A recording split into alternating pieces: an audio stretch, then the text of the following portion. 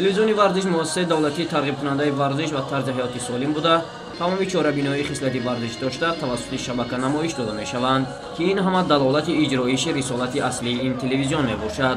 امسال باشد اولین بار برای به دست آوردن جام تلویزیونی ورزش جودوکاران نورس کشور میان هم رقابت مینمایند. روزهای هفتم و هشتم مارت در تالار مؤسسه دولتی مهارت عالی ورزشی یا به اصطلاح منیژ پایتخت مسابقه جمهوری اوید به جودو بین نورسان برای دریافت جام تلویزیونی ورزش آغاز گردید.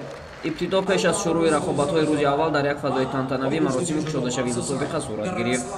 در مراسم رهبریت مؤسسه دولتی تلویزیونی ورزش نمایندگان از کمیته کار با جوانان و ورزش نزد حکومت جمهوری تاجیکستان از رهبریت فدراسیون جودوی مملکت و دیگر مهمانان اشتراک نمودند. دиректори مؤسسه دولتی تلویزیونی ورزش بعد سخنرانی پرمحتوا مسابقه را رسما کشاده گفته اعلام کرد. در مسابقه جودوکاران سال تولدشان 2005-2007 از روی 8 کاتگوری وزنی شرکت می‌ورزند. نتیجه های این مسابقه در رده‌بندی جمهوری تاثیر گذاشته جودوکاران برای جای اول 700 امتیاز، برای جای دوم 490 امتیاز و برای جای سوم باشد 350 امتیاز دریافت می‌کنند.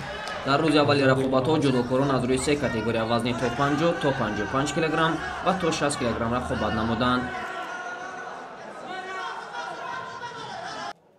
شماره اشتراکچیان در این مسابقه مخصوصا در روز اول خیلی زیاد بود. در 3 کاتگوری وزنی روز اول انقریب 250 جودوکار برای تتمی برآمدند. همینطور در وزن تا 50 کیلوگرم شهرت غفورزاده که در زیر 3 موقع گرفته بود به مرحله نهایی برآمد. در فینال رقیب او عمر رحیمزاده گردید. شهرت در نیروسنجی فینالی ظفر یافته برنده مدال طلایی مسابقه گردید. مدال‌های برنجی را در این وزن معروف سنگوف و شهرام انور مال خود نمودند.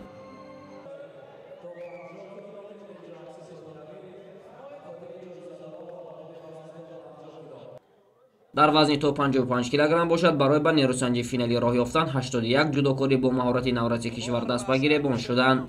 احسان سفرزاده که در زیرگروه بی موقع گرفته بود به رقابت نهایی راه یافت. حریف احسان در رقابت فینالی انوشروان حمیدوف گشت. انوشروان در مرحله مقدماتی در زیرگروه 30 موقع گرفته بود. در این رقابت طولانی احسان سفرزاده دست بالا بیرون آمد. مدال‌های برنجی را در این وزن تیران احمدوف و پرویز خواجه‌اف به دست آوردند.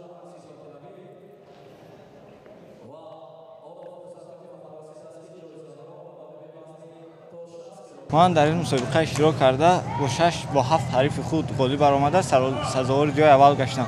میخواهم در آینده مشق تمرین‌های خود را زیاد کرده در مسابقه‌های بیرون از کشور اشتراک کرده پرچم تاجیکستان را بالا بردارم. میانه‌داری خود را به فدراسیون جودوی کشور میرسانم که چنین مسابقه‌ها را تشکیل میکنم. همچنین به مؤسسه دولتی تلویزیون ورزش میانه‌داری خودم را میرسانم. جودوکاران نورس تا به مرحله فینالی برآمدند در این مسابقه راهی طولانی را طی نمودند. در وزن تا 60 کیلوگرم محمد اقبال آخونزاده از دسته ولایت سوق با شکست دادن حریفانش به فینال برآمد. محمد اقبال در فینال با هلال رحمانوف روبرو شد. از ابتدای رقابت هلال رحمانوف از ضعیفی خود درک میداد و داوران ضعیفی او را دیده به او شیدا میدادند و در عموم با گرفتن 3 شیدا هلال رحمانوف در این نیروسنجی مغلوب گردید. محمد اقبال باشد نشانی زرین را به گردن آویخت. فتولا زاده ادریس و محمد سفرخوجه مدال‌های برنجی این وزن را به گردن آویختند. بعد جایزه سپاری هر سه این کاتگوری وزن‌ها روز اولی مسابقه کشاد جمهوری اوید به جودو میان نورسان برای دریافت جام تلویزیونی ورزش به انجام رسید. من 5 رقیب خود را مغلوب کرده و در واخره فینالی مغلوب شدم و در دور تصاوی بخش برای جای سوم غالب آمدم. مشق‌های خود را سخت کرده در مسابقه دیگری چمپیون میخواهم شوم. در روز دوم مسابقه باشد جودوکاران در 5 کاتگوری وزنی تا 66 کیلوگرم تا 73 کیلوگرم تا 81 کیلوگرم و تا 90 کیلوگرم رقابت می‌نمایند.